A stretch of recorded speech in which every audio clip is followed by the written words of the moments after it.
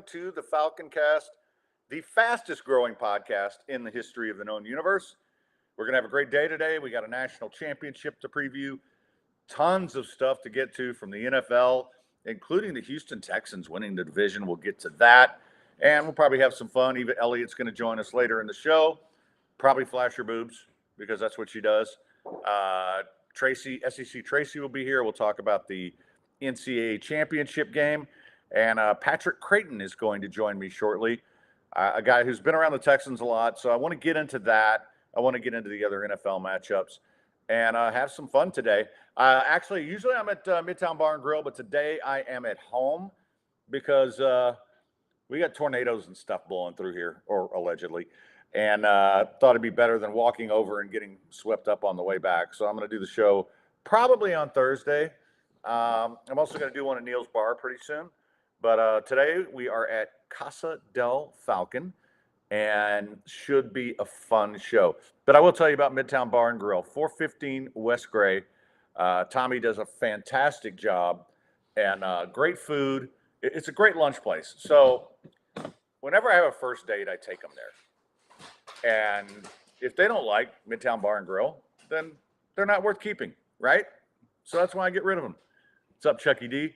So we're not there today, but we will be probably on Thursday. We'll just have to see how it goes.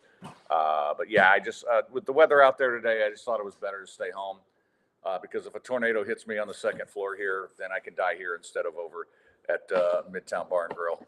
Flea's like, scared of a little tornado? Come on, Fred. Nah, I'm not really scared. Welcome in, Zed. Welcome in, Zed Boss. Man, great to see all you guys. I hope you had a fantastic weekend. I had a pretty good weekend. Did the little karaoke thing at PJ's on Friday that we always do. And then Saturday had some really cool people over to watch the Texans game. And then yesterday was pretty quiet. I went over to, who would want to die at a bar? Me? It's not a better place to die, right? I mean, the two best ways to die are getting drunk at a bar or having sex. Other than that, the rest of them suck. But now I went over for about an hour yesterday to watch the end of the Jaguars game. And for some reason, man, I was just very tired. Slept most of the day yesterday. Just kept waking up to watch football. But the Cowboys win their division. We'll get to all that as soon as P. Crate gets here. The other thing I want to say about is the Phoenix on Westheimer. Another great place, and Vu and his people do a fantastic job. The food is amazing, and make sure you check the daily specials when you go over there. This is the best soccer bar in the city, and I don't know how many soccers I have watching the podcast, but you guys should go over there. No matter what team you support, I went and watched. A friend of mine's a Wolverhampton guy, so I went and watched the Wolverhampton game the other day. But I go there for Chelsea games. Whoever you support, they've got them. And Vu does a great job. We got a bunch of charity stuff coming up this year with them. So please go check out the Phoenix on Westheimer. Flea says, keeling over while bumping uglies. That's how I want to go. I think, it's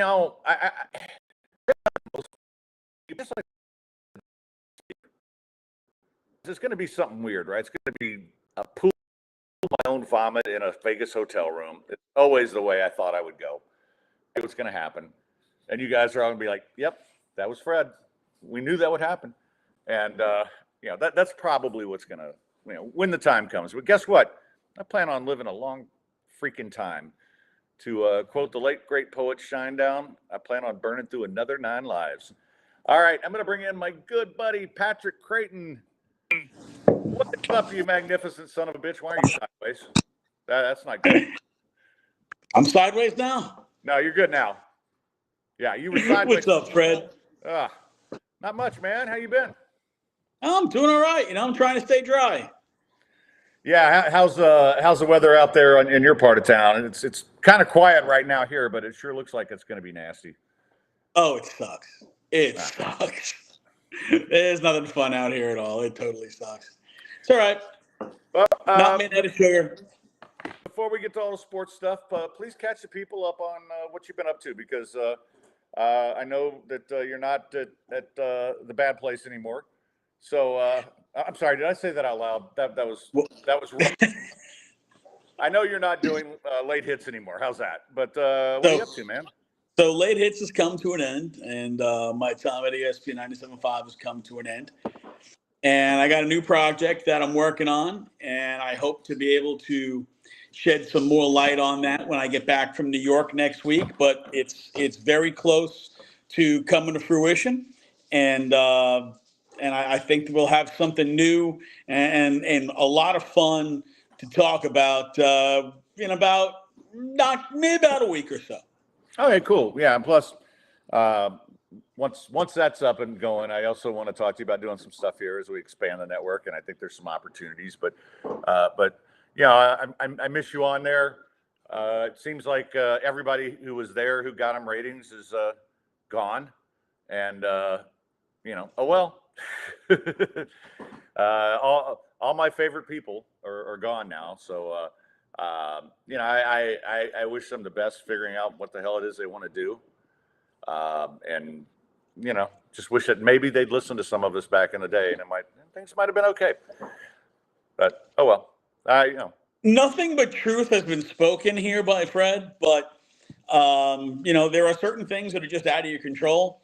Right. And those are things that were out of our control. So, you know what? When the door keeps getting shut, you go kick another door.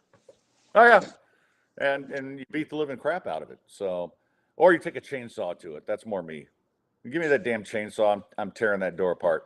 You have explosives? I like explosives. Yeah, okay. Now you're getting a little too Mafia Creighton for me, blowing things up. Chainsaw's more personal, man. I get to look you in the eye. So. Anyway, all right. So I want to get to some sport because there's so much to talk about, including the game tonight. And SEC Tracy's going to join me later to talk about the championship game. But I want to get Patrick's thoughts. And Eva will pop on at the end and show off her boobs, probably.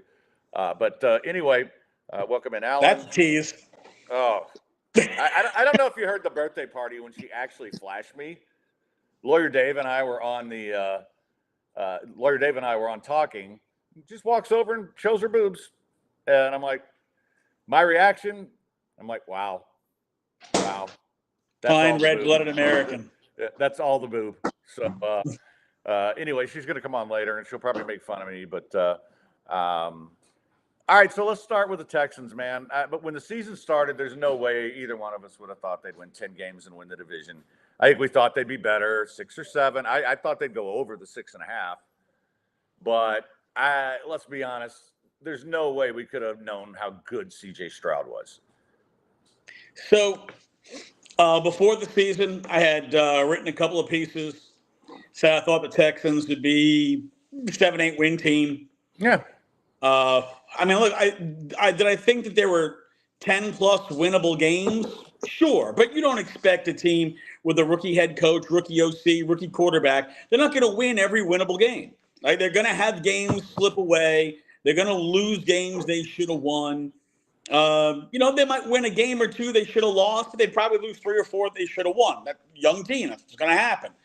But, man, C.J. Stroud, I thought C.J. Stroud would be the offensive rookie of the year. I thought C.J. Stroud was going to be a star. I don't think anybody could have projected that his star would shoot this hard, this fast. Right. And man, C.J. Stroud is all the goods. Like C.J. Stroud, and think about it, Deshaun Watson was the prince that was promised.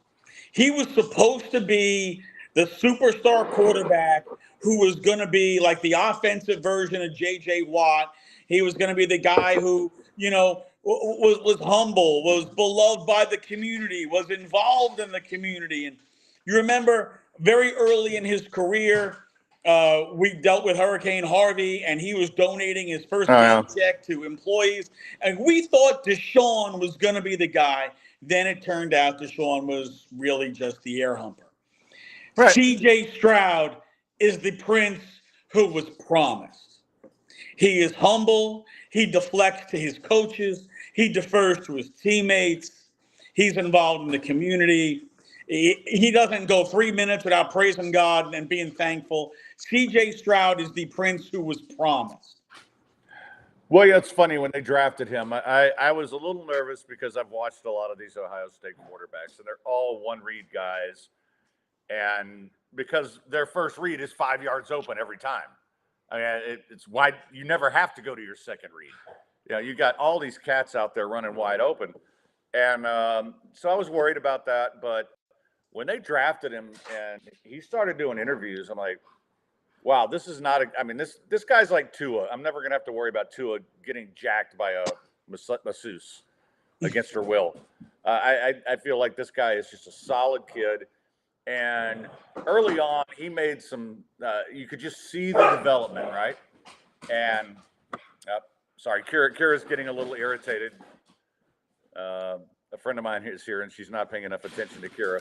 But no, I mean, you could. There was one game early on, and it was just a 5 yard gain, and he went through 4 progressions in like a second and a half to get to the running back. And I'm like, okay, this guy's going to be good. And it's funny because, you know, he's some of those games they lost early, and I've had a lot of people tell me, oh, if they just beaten the Panthers, if they just beaten the Falcons, I'm like, you know what? They kind of needed to lose those games to learn and get better as the season goes on. And yes, everybody has made some rookie mistakes, including D'Amico Ryans. To this day, I will never forgive the OC for having Tank Dell out lead blocking for goddamn Damian Pierce and getting him broken, because they would look so much better with a healthy Tank. You have to know how to use. I mean, I said that from the beginning. And what is he doing out there? But they made these mistakes, but they've also gotten better. And I mean, the play calling has gotten better and better and better. And I've never felt like they were losing that game to the Colts. I felt like they, you know, all they needed was one score to get a little separation, and it was going to be over. And yeah, I don't know what they're going to do against the Browns. I'm glad CJ is going to be healthy for that because they didn't have a chance without him. But I just love the direction. I love what D'Amico's done. And I'll say this, Will Anderson, too, has turned into a monster. And they missed him those 2 games because it's not just the sacks. It's the disruption. It's what he does to the line. It's how fast he gets to the quarterback. So, you know, Will Anderson's pressure rates, his run stuff rates, and just the disruption, all the things that he does. You know, when you see a guy who's winning his one-on-ones and even winning 2 one-on-twos and getting in the backfield and making guys change what direction they're running, making the quarterback get off schedule, sacks will come. And we've started to see now how the sacks start to come as he's up to 7, finished here with 7 sacks. Well, that's a new Texans team record for a rookie, 7 sacks. Well, you look at the way his numbers have worked and the way he has played this year, that's probably double digits next year as he refines his technique and he knows the league a little better and he knows how to handle being blocked a certain way, recognizes plays a little better. That becomes something that becomes easier for him to recognize and then attack. So I think Will Anderson had a really strong season. I think if he didn't get hurt here at the end of the year, he probably would have had more than 7 sacks. Hard to play when you got one ankle. But the guy has been terrific, and I really hope that he's going to be able to play more than a handful of snaps against the Browns. We've seen him very limited the last 2 weeks. Hopefully he'll be able to be on the field a little more, especially with it looking like John Grenard probably trending not to play this week. The other guy, and once he came back from injury, Derek Stingley started making plays. And again, a lot of people won't pay attention to this. They're not throwing the ball at him anymore because every time they did, he was making a play, whether it was an interception or whether it was to tip the ball away. And he really looks like the player he was supposed to be when they drafted him. Funny how when a guy is healthy, he looks like the dude he was supposed to be. Because that's who Derek Stingley is. Derek Stingley is a legit shutdown corner. That dude, one-on-one against damn near anybody, you'll take it. They only threw the ball at him, I think, 4 times on Saturday. They didn't complete any passes. He is a legit shutdown corner. And, you know, with Steven Nelson playing, I believe Steven Nelson is playing injured. and you can see they're going after him more. They do not. Teams don't want to throw at Derek Stingley Jr. They know there's a little too much risk involved when you're throwing at his side. And the Texans don't. The Texans don't trail, right? So they don't trail with their DBs. So Stingley's always going to be on his side, and Nelson's always going to be on his side. They don't have Sting trail whoever the lead guy is. So he's not going to move with Amari Cooper one side of the field to the other. The Browns are going to move Amari Cooper away from Derek Stingley, and they're going to try to get him matched up on the other side. And every time they do that, the Texans need to double him. Everybody is, they haven't seen you without an Astros cap. So, I got hair, yo. Yeah, you do. You kind of got that New York Mafia look going. So, I'm sure you got business to do when you go to New York. But I got to handle a few things. Flea wants to know, what is my pup doing? So she went on the Zoomies for some reason. So she's calm now, I think. I hope. But yeah, and little thunder here. Looks like we got a nice storm coming through. But did I lose you, Pat? You've gone black on me. I mean, your screen. I don't want to imply anything else, but yeah, I don't know where he went. They may not have power out there in Richmond right now, or Rosenberg, whatever the hell he lives. I know he lives up somewhere near Sugarland. But, I'm really excited about this team. I got excited when they won. I got really excited yesterday when the Jaguars went in and pulled the Colts and basically gave them the division. I mean, not that it matters that much between 4 and at that point, because you're playing the first round anyway, but I'm glad that they get a home playoff game. And I hope that the fans who have been bitching about Cal McNair and, word salad Nick Caserio and all those clowns will go out and support D'Amico Ryans and CJ Stroud and Will Anderson. And by the way, Nico Collins, who has become a number 1 receiver. Okay, well, now he's gone. I mean, he looked like he was about to respond, so I set that up beautifully. This is a little, podcast radio thing. I set him up beautifully, and then he disappeared. So it sounded let's try great. this again. It probably sounded great, but I couldn't hear it. Unfortunately, I couldn't hear anything that was being said, so I had to reconnect.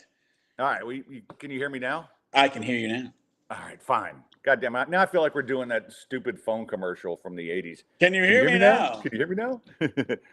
No, asshole, I can't freaking hear you. I'm right next to you. All right, don't mob boss me. I'm a made guy. You don't have to do that. No, but the one thing I want to, before we wrap up the Texans and get to the other games, Nico Collins has become a number 1 receiver. This was such a make or break year for him too, right? So Nico, who was taken in the 3rd round, was the guy that they thought would be a 1st round talent, right? He sat out the COVID season. A guy they thought that if he played probably would have been a 1st round talent. Has now on his 3rd head coach, 3rd offensive coordinator, 5th quarterback. And a lot of times when young guys come into situations that are that unstable, it usually impacts them. They don't develop as fast. But with Nico, we saw last year, we saw flashes of the things that he could do. He just had trouble staying on the field. This year, stayed on the field and has Nico Collins is a wide receiver 1.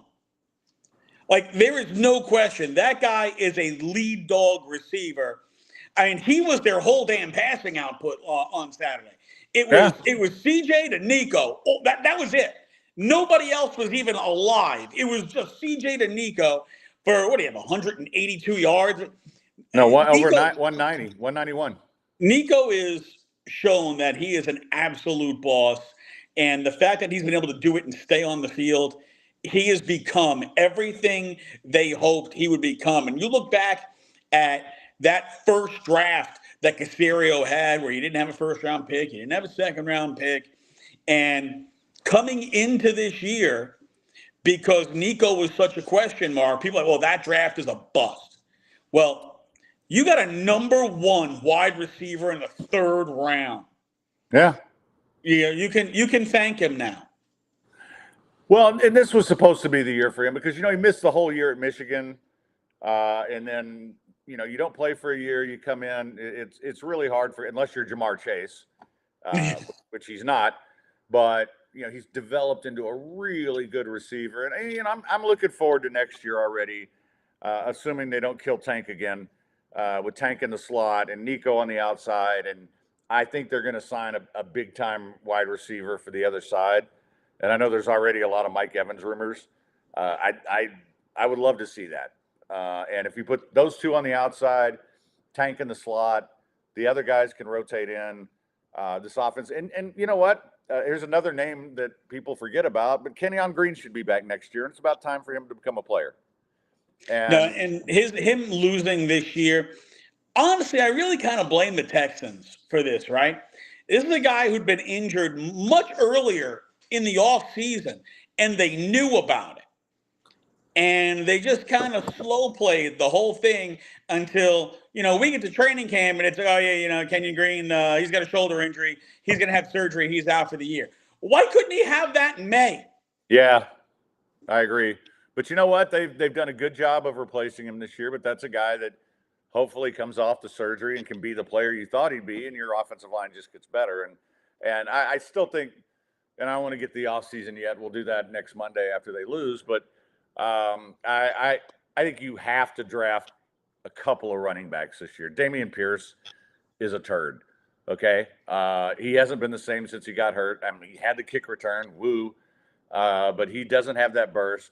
Singletary's had a really nice year, but you've got to have other guys to rotate in.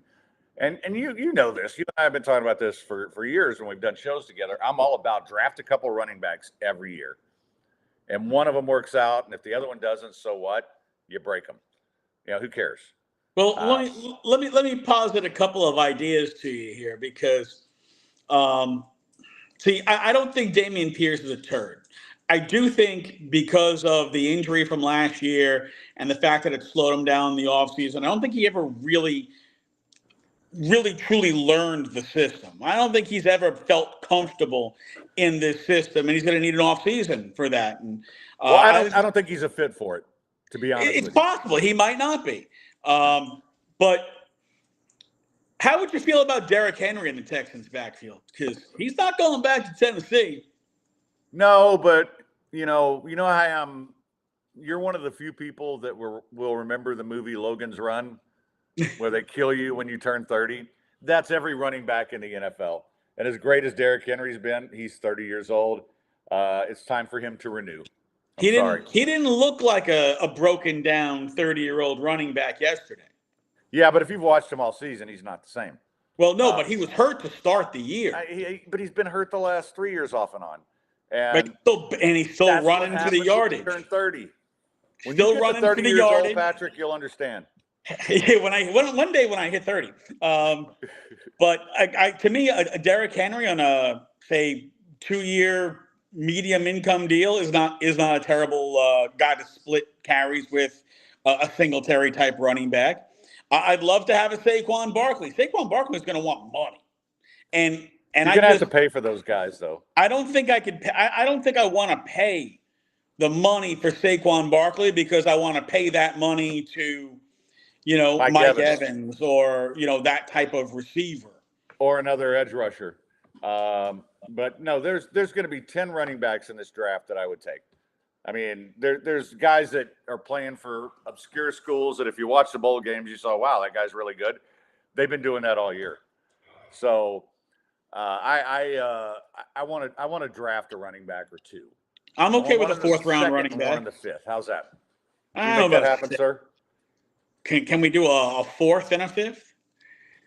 No, I want because like all the best running backs come in the 2nd round. Henry, Dalvin Cook. You think about all the guys who go in the 2nd round. So still getting really good receivers in the 2nd round, getting pass rushers in the 2nd. Yeah, I mean, if it were up to me, and again, I feel like that now that D'Amico's kind of in front of this stuff, that he's sort of the face. Although, by the way, I really hated seeing freaking Cal McNair after the game looking stupid as usual. But no, I feel like if it were up to me, sign a wide receiver because there's a couple good ones that want to come here and draft a couple running backs. Because you know how running backs, the clock starts immediately.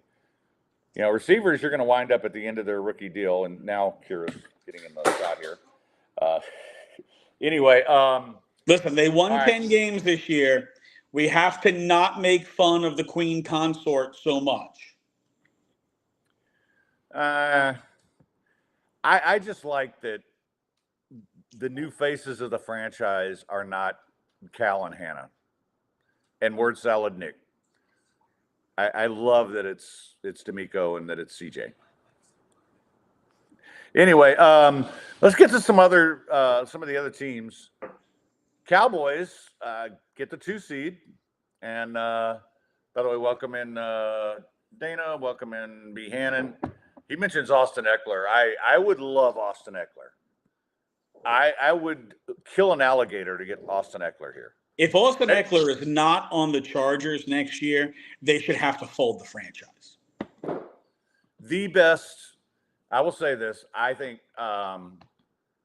obviously the Broncos had a really good receiver who was an unsigned free agent. I think Austin Eckler is the best unsigned free agent we've ever seen.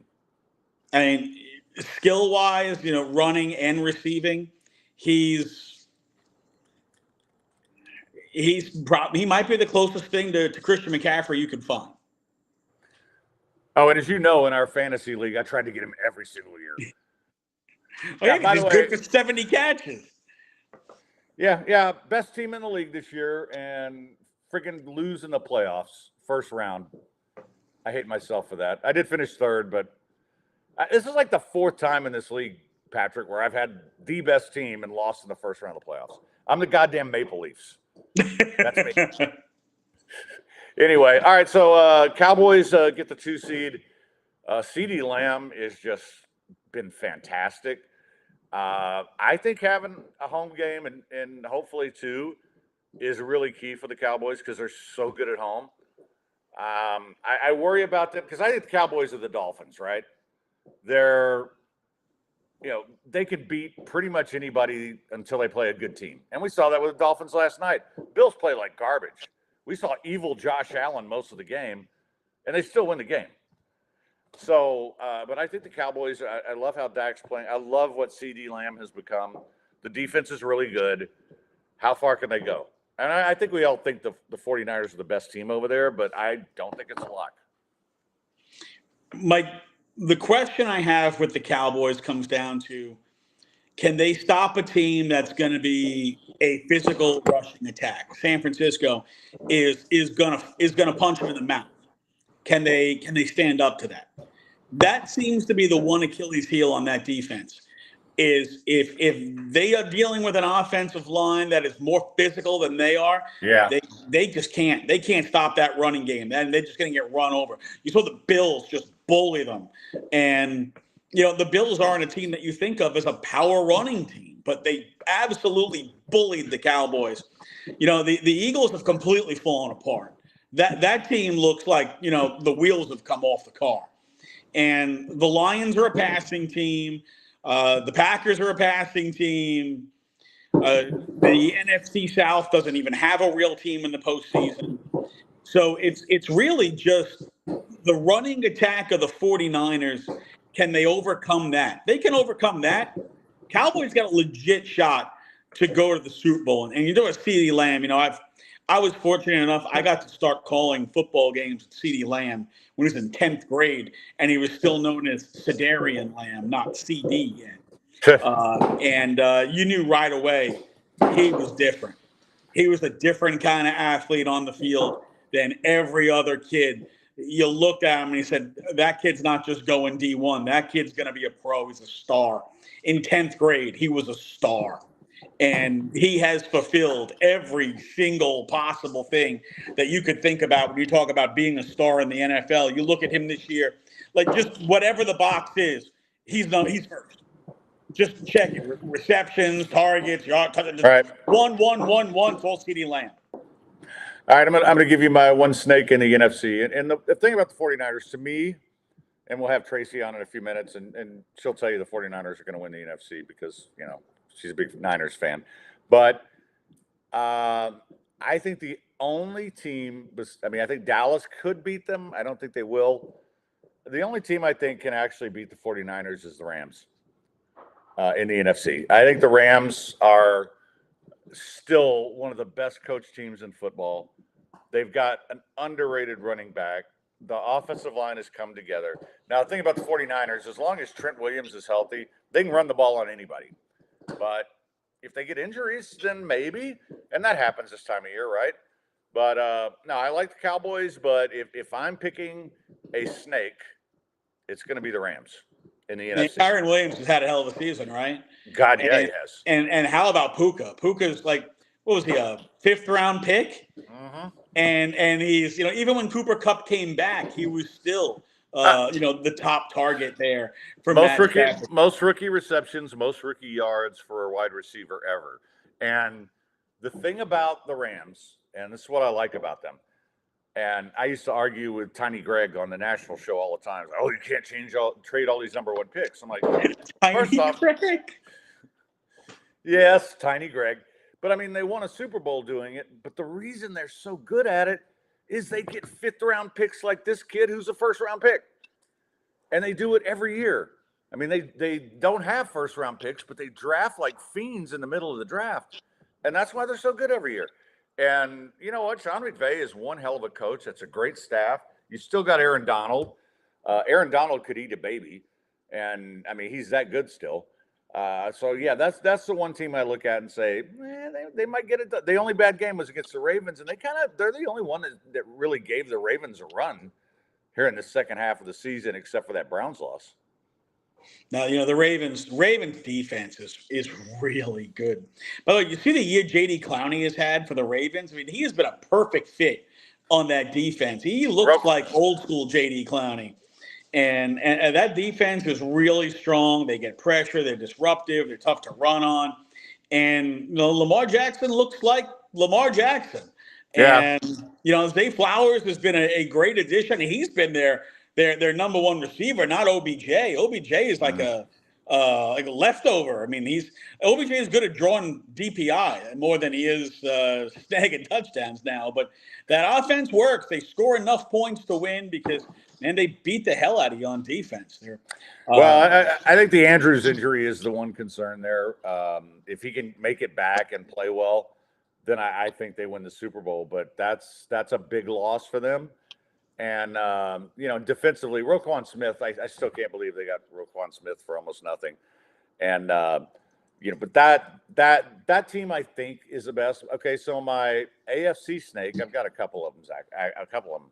I think if Joe Flacco can play at the level he played at when he played the Texans, the Browns can beat anybody, including the Ravens. They already did it. Now, I don't think he can sustain that. But that's one of my snakes. And the other one, obviously, the Bills. I think the Bills, well, they're not really a snake anymore because they're a 2 seed. But I think the Bills can beat the Ravens. I think the Bills can beat the Chiefs. And a lot of people are complaining because, the Chiefs are on Peacock. And that's the only place you can get them. And Zed was saying, well, surprised I didn't put the Texans there. No. The Texans always get the first Saturday game. That's their spot. I'd rather be the first Saturday game on national TV than the late game on the streaming service. But, the reason they did that, they wanted a national team on there to get people to buy the service, right? Oh, yeah. Now I already have Peacock because I'm a Law & Order fan. So, I don't have to go out and buy it. But I get why they're doing it. And guys, this is just the future. I hate to say it. It's streaming is going to be it. And this is where we are. But where do you think the Chiefs go here? 'Cause I know the Dolphins have struggled against good teams. I could see the Dolphins taking the Chiefs out. This is one of those weird games, right? Because the Dolphins seem to struggle against anybody who's any good. And the Chiefs' defense is good. The Chiefs, every now and then, they get one of those games where their wide receivers decide they can't catch a cold. And we've seen the Chiefs lose multiple games because their receivers couldn't catch an STD in a whorehouse with a fistful of 50s. So, you wonder, like, how many times is that going to come back to burn the Chiefs? The fact that, they decided we've got the best quarterback in the world. Let's take our star wide receiver, ship him out of town, and replace him with Juju Smith-Schuster and MVS and Kadarius Toney and oh God, Kadarius Toney would have to improve to be Ruben Randall. But also, you could keep Frank Clark on defense. Are you kidding me? Tyreek Hill, I mean, that was just stupid. But anyway, yeah, these guys, he's got a bunch of homeless guys he's throwing the ball to. And it's not just that they can't catch it, they can't run routes. It's embarrassing. And, I feel bad. No, I don't feel bad. I mean, I want some new blood, right? It's kind of like the championship game, which we're about to transition to. And then we're going to bring Tracy on to talk about it with us, if that's okay. But I'm glad to see some new blood. I'm glad to see Michigan in there. I'm glad to see Washington in there.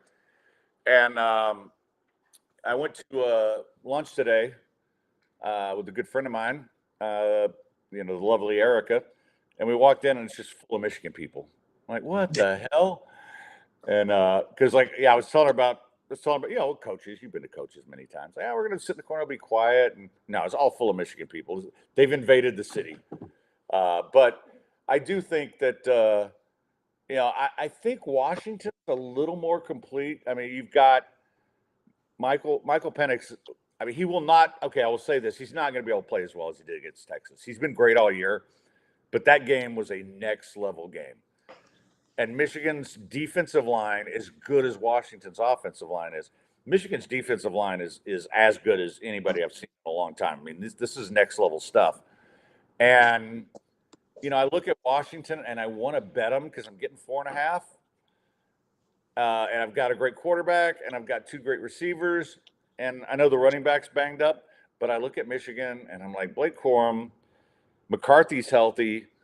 They got some pretty good receivers of their own. And I just think their defensive line is going to dominate Washington's offensive line as good as it is. So they're definitely going to get a bigger test tonight with what Michigan brings up front than what they got from the Longhorns. And the Longhorns aren't slouches, but Michigan might be the best defense. They might be the best. They are one of the most physical teams in all of college football, maybe the most physical team in college football on both sides of the ball. And we've seen Michael Penix Jr. put up big numbers, make big throws. We don't see J.J. McCarthy do as much of this. And I don't think it's because he's not capable of doing it or he doesn't have the ability. It's not the offense they run. They run a lot more. They're a lot more running. He doesn't get the passing opportunities. Michigan does not throw the ball as prolifically as most of the other top teams in college football. We've seen him make plays when he needed to make them against Ohio State, against Alabama. We just haven't seen him throw, 52 times and 6 touchdowns, right, 500 yards because, Michigan's usually not in a situation where they got to throw the ball that much. Teams aren't scoring on Michigan like that. So no. All right. Well, but before we move on with that, I want to welcome in Truth. I want to welcome in King of All Twitches. I want to welcome in Pelly Rat. Love you, Pelly. I also want to welcome in Tracy because she's going to join us. We're going to talk a little more. I want to get her thoughts on this as well. Tracy, how are you even surviving without an SEC team in the title game? When was the last time that happened? I was going to go look it up before. Don't care. I'm not an SEC homer. So if it's not my team, I'm not rooting for them. Yeah, I know. But I'm sorry. I don't ever root for Alabama ever. So, it's not a big deal. I think the two best teams won last week, and that's what's more important. Yeah. And the thing is, just kind of going back to those games, I think both those teams were clearly better. I mean, not by a whole bunch, but clearly better. And it was special teams. It was special teams mistakes that kept the games close. But I think absolutely. But I think we have the best matchup. Absolutely. What happened to Washington? Could you imagine if Texas would have won that game? That they had extra time because of an injury. I mean, my goodness sakes. So, but no, the two best teams clearly won. The thing that obviously everybody's going to be talking about is the line of scrimmage. Right. Who's going to win? Because what Michigan does is they actually do stunts. And let's see how Washington's O-line, who won the Joe Moore Award, can handle that. Texas was more of a push up the middle kind of team, heavy in the middle, where Michigan's going to come in and they'll have stunts and fool you. So we're going to see if they're prepared for that. Their running back is playing for Washington, even though he's injured, and their tight end's also injured. They reported too, grade 2 calf sprain. So we're going to see how that impacts their offense. But Penix is going to have to play perfect to win tonight and beat Michigan. Well, that's no mistake. And the thing is, he's played so well all year now. At the there was a couple games in there where he was less than 55% completion percentage. Right. There were ugly wins. Yeah, I know, because you're always bringing that up because you wanted Jaden to win the Heisman. But the first part of the year, he was really, really good, and then he kind of faded. But he's been very good here again, and I just think you say he's got to be perfect. He was perfect last week. Can you do that 2 games in a row? He was. I just think Texas has their weakness on their team was their secondary. Yeah. They've shown it all year. They showed it against Oklahoma in their only loss. And I truly feel that was their weakness. When they could bully people at front, they were able to get their back end situated. But when they're not getting pressure and he had time, they had no sacks and no pressures last week. That's huge. And he could maneuver in the pocket. There was one play where I was like, oh my God, it's like Joe Burrow, the 3rd and 17 play again, where he just stepped up in the pocket and delivered. That's massive. And if he's able to do that against this D-line, Michigan could be in trouble. All right. I just think Michigan in the end is going to get enough harassment on him where it's going to disrupt that timing. Or as I still like to call him, Jose Burrow. Patrick, your thoughts on what Tracy had to say there? Well, I was like, Tracy and I are kind of in agreement on a lot of things there. Michigan's front is going to be the most challenging front that they've played all year. And as good as what are they, the Pac-2 now? I mean, are we officially calling them the Pac-2 now? As good as that conference was that year, that conference was really good this year, but they didn't have Michigan.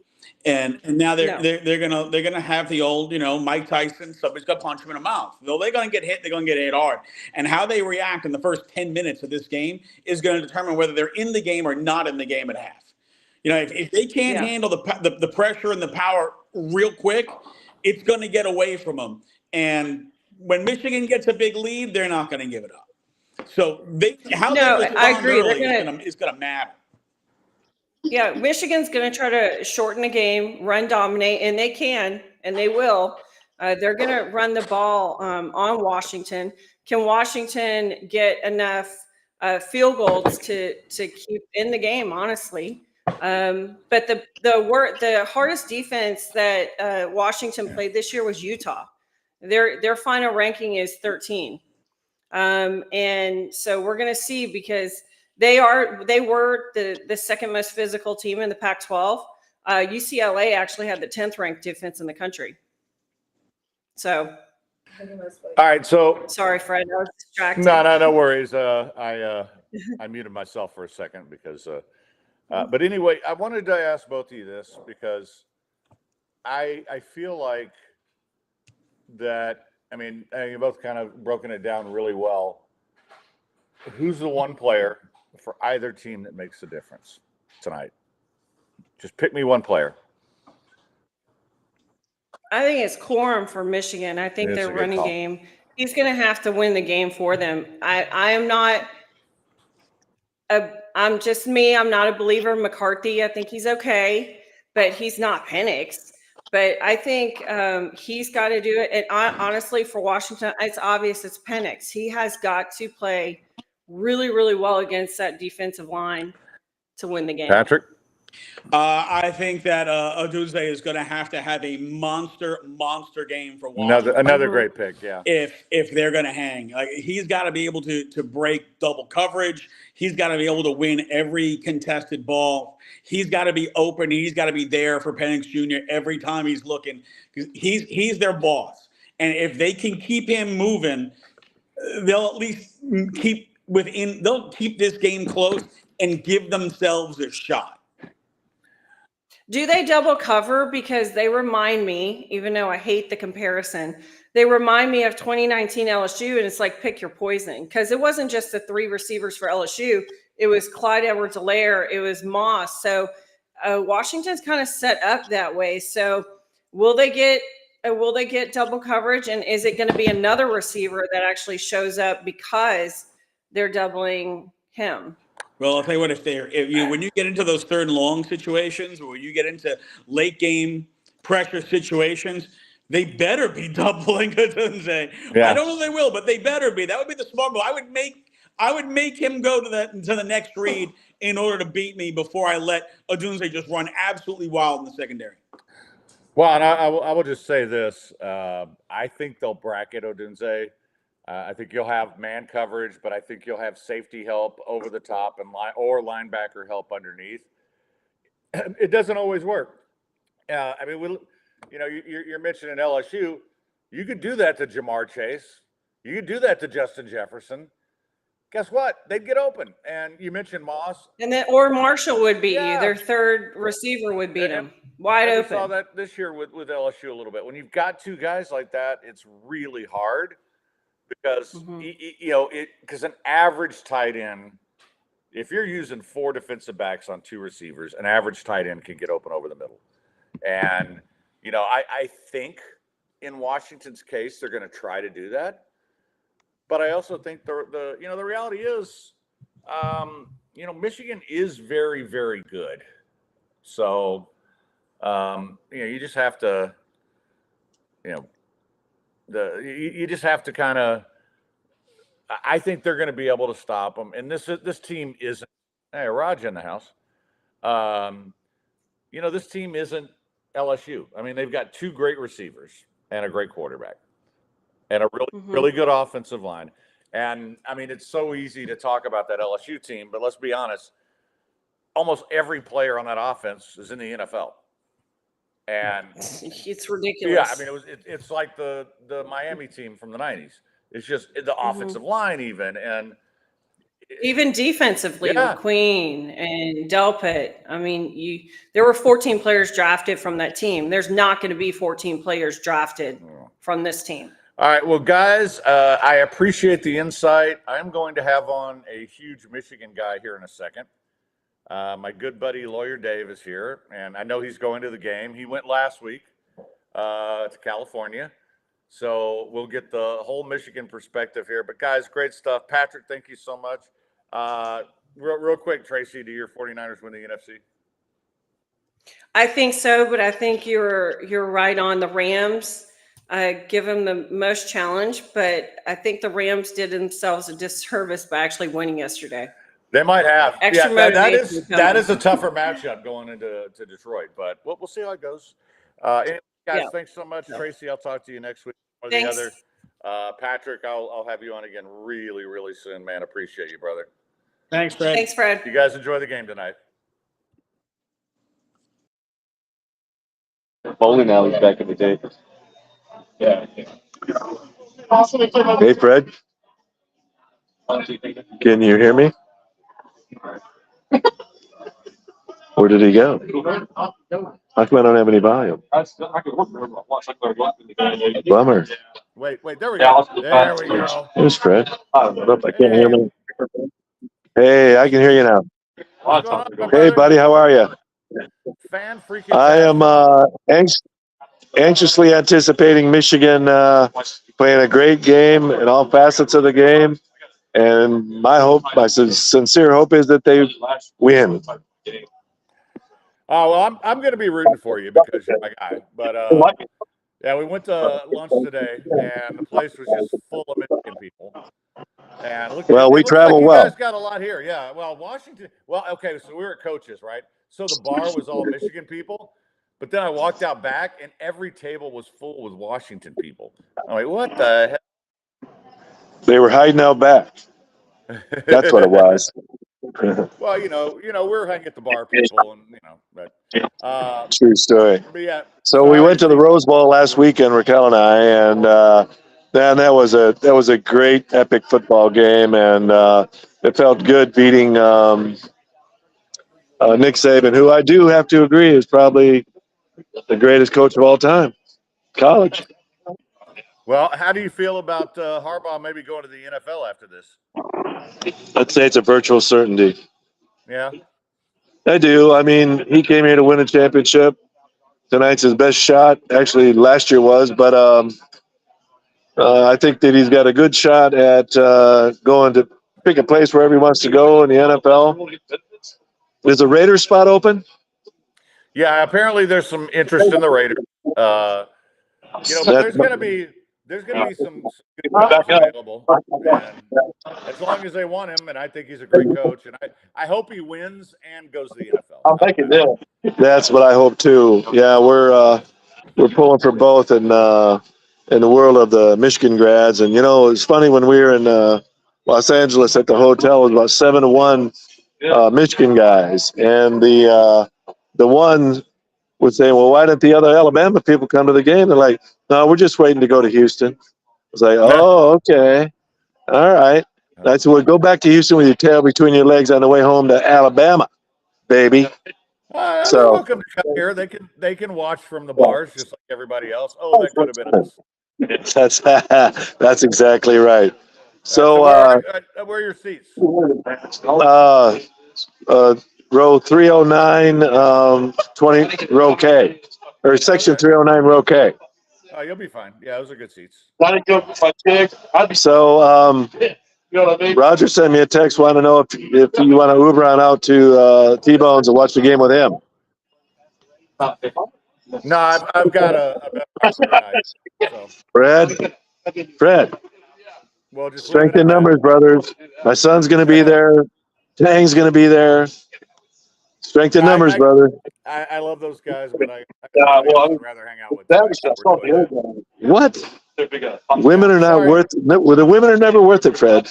You've been married 5.5 times, brother. 3.5. And they're only after your money. You know that. Well, if I had some, I'd agree with you. I get you there. I gotta say, yep, I agree. Yeah. We'll see you, brother. Glad to talk to you. Glad to look at you. And go blue, baby. Go blue. Yeah. Win tonight, and let's try to get together for a beer week at some point. I'd love to. You can see me tonight if you want. I'm good. I'm gonna stay home. Yeah, whatever, Fred. They're never worth it, bro. Bros before hoes. You know the rule. Bros before hoes. Shut up. I love you, brother. All right. I'll see you later. Good luck tonight. All right. All right. So, Lawyer Dave, I hope he makes it to kickoff. He seemed like he's pretty far into it already. But that's Dave. So anyway, guys, great crowd tonight on the Twitch. I want to thank you guys so much for listening to the show today. A lot of fun going over the NFL and stuff with Patrick Creighton. Eva couldn't make it, so you will see her breast next week, I guess. But Tracy popped in and showed hers off, so you got that. And she was great. She is really very talented. I love having her on. Great to have Lawyer Dave on. Just a fun show with a lot of sports today.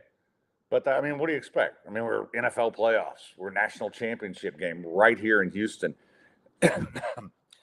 And today is like the first day I've realized the game's in town. I mean, I knew it, but usually I'm at all the events, I'm at the press things, and this week I just didn't have anything to do with it. And until today, when we went to coaches and it was packed with, Michigan and Washington people, I'm like, oh shit, this is in our backyard.